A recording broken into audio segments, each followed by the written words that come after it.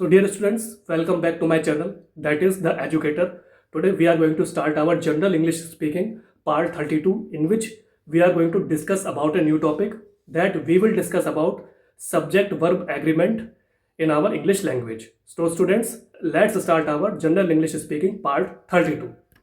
So dear students, let's start our general English speaking part 32, in which we are going to discuss about a new topic, that we will discuss about subject verb agreement means विषय क्रिया सहमति के बारे में आज हम जानने का प्रयास करेंगे. So let's see.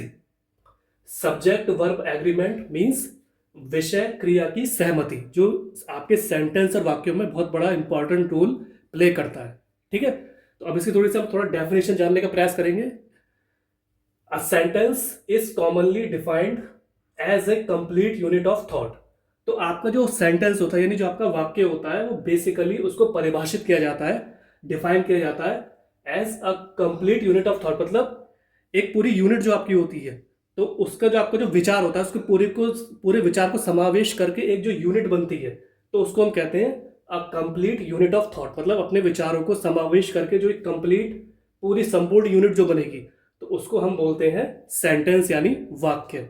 ठीक है, a sentence expresses a relationship, conveys a command, voices a question और describes someone or something. तो सेंटेंस यानी वाक्य क्या करता है, वो बेसिकली व्यक्त करता है, एक्सप्रेस करता है एक रिलेशनशिप को, मतलब संबंधों को. ठीक, कन्वेज ए कमांड, कहीं वो कमांड भी देता है. कमांड मतलब आज्ञा देना, कुछ कमांड देना. ठीक है, conveys A command, voices a question, सवालों को रेज करना, मतलब उन सवाल जो हम पूछना चाह रहे हैं उसको रेज करना, उसको उठाना. तो वॉइस इज अ क्वेश्चन और डिस्क्राइब्स समवन और समथिंग, और क्या करता है, किसी चीज को या किसी के बारे में उसको डिस्क्राइब करना, उसको बताने का प्रयास करता है. ठीक है, तो सेंटेंस का यानी वाक्य का ये काम होता है. It begins with a capital letter and ends with a period, question mark और एक्सक्लेमेशन मार्क. तो ये क्या करता है, ये बेसिकली इसकी जो शुरुआत होती है, तो वो एक कैपिटल लेटर से होती है. आप जब भी देखेंगे, जब भी आप कोई सेंटेंस से स्टार्ट करते हो, आप कैपिटल से स्टार्ट करते हैं. ठीक है, तो यहां भी आप देख सकते हैं हमने कैपिटल ए से स्टार्ट किया. तो कोई भी सेंटेंस जो होगा, वाक्य होगा, तो हमेशा वो कैपिटल लेटर, यानी जो आपका कैपिटल लेटर है, शब्द है, कैपिटल शब्द जो होगा उससे स्टार्ट होगा. And ends with a period.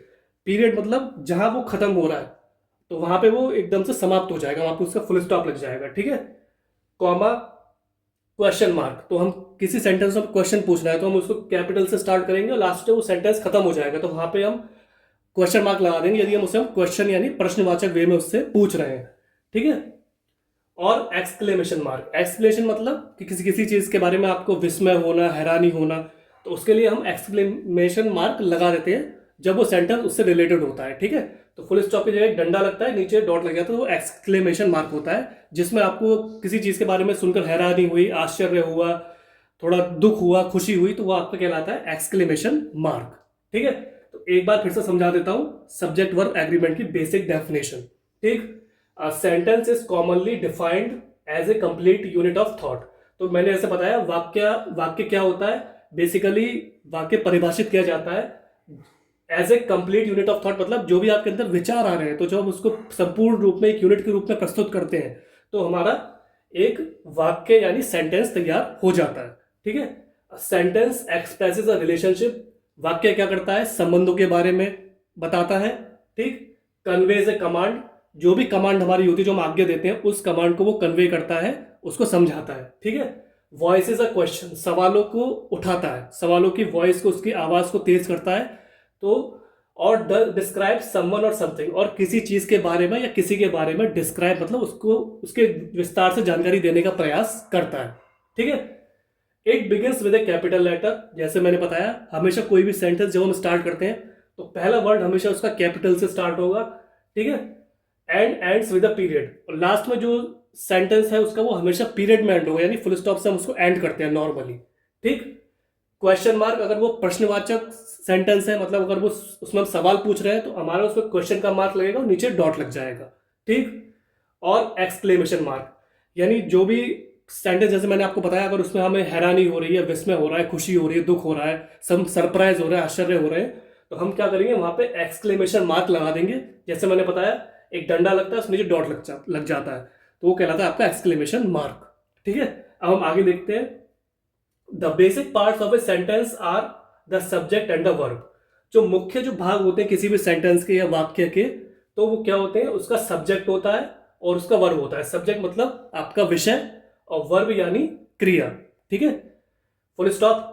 The subject is usually noun, a word that names a person, place और थिंग।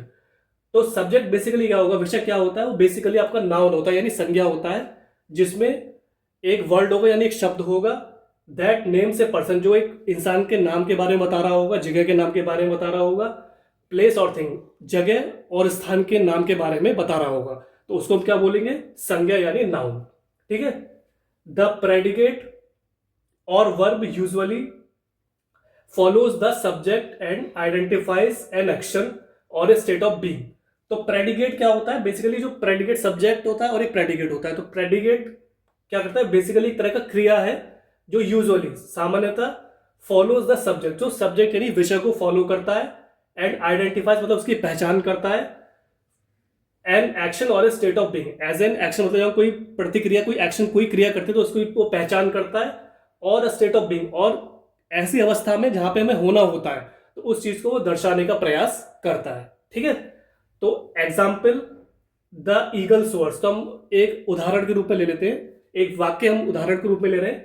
द ईगल सोर्स मतलब ईगल जो है आपका एक पक्षी है जो सोर्स कर रहा है, जो मतलब जो चिल्ला रहा है, ठीक है, शाउट कर रहा है। द ईगल सोर्स, तो basically it is a present type sentence. ठीक है, here you can see subject is a noun eagle, तो आप देख सकते हैं इसमें जो सब्जेक्ट यानी विषय है तो वो है आपका ईगल। ईगल जो है वो आपका एक नाउन है, संज्ञा, क्योंकि वो एक पक्षी है। ईगल एक पक्षी है, तो मैंने आपको बताया था कि वो संज्ञा है क्योंकि सब्जेक्ट इसमें नाउन के बारे में बता रहा है। ठीक है, source is verb, SOARS, source क्या है, वो एक क्रिया है क्योंकि वो उसका काम करने की तरीका बता रहा है कि वो क्या कर रहा है, यानी सोर्स कर रहा है, चिल्ला रहा है या चीख रहा है, तो वो सोर्स इज अ वर्ब यानी ये एक क्रिया है। ठीक, show action and answer the question, तो ये क्या कर रहा है, ये उसके एक्शन यानी उसकी प्रतिक्रिया को दर्शा रहा है और उसके सवालों का उत्तर यानी जवाब दे रहा है। ठीक है, तो इस पैराग्राफ को फिर से मैं एक बार और समझा देता हूं। The basic parts of a sentence are the subject and the verb. जो मुख्य चीजें होती हैं किसी वाक्य की, तो एक तो सब्जेक्ट होता है यानी विषय, एंड द वर्ब, और उसकी क्रिया होती है। ठीक है, the subject is usually noun, subject यानी विषय क्या होता है, बेसिकली संज्ञा होती है। ठीक है, a word that names a person, place और थिंग, एक शब्द जो बेसिकली नेम करता है, नाम देता है किसी इंसान का, जगह का और किसी वस्तु का। ठीक है, द प्रेडिकेट और वर्ब यूजुअली, जो प्रेडिकेट होता है यानी जो क्रिया होती है, वो यूजुअली सामान्यतः फॉलोज द सब्जेक्ट, बेसिकली विषय को फॉलो करता है, उसका अनुसरण करता है। ठीक है, एंड आइडेंटिफाइज एन एक्शन और स्टेट ऑफ बीइंग, और उसकी पहचान करता है as an action, as a प्रतिक्रिया या क्रिया प्रतिक्रिया, और अ स्टेट ऑफ बीइंग, और मतलब ऐसी अवस्था में जहां पे हमें होना होगा। ठीक है, एग्जाम्पल यानी उदाहरण के रूप में आप ले सकते हैं।